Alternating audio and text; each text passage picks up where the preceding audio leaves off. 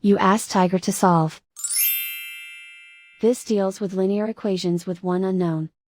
The final result is x equals 4. Let's solve it step by step. Group all constants on the right side of the equation. Add 70 to both sides. Simplify the arithmetic.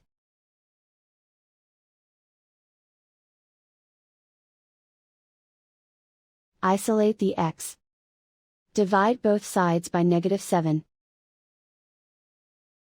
Cancel out the negatives. Simplify the fraction. Cancel out the negatives. Find the greatest common factor of the numerator and denominator. Factor out and cancel the greatest common factor.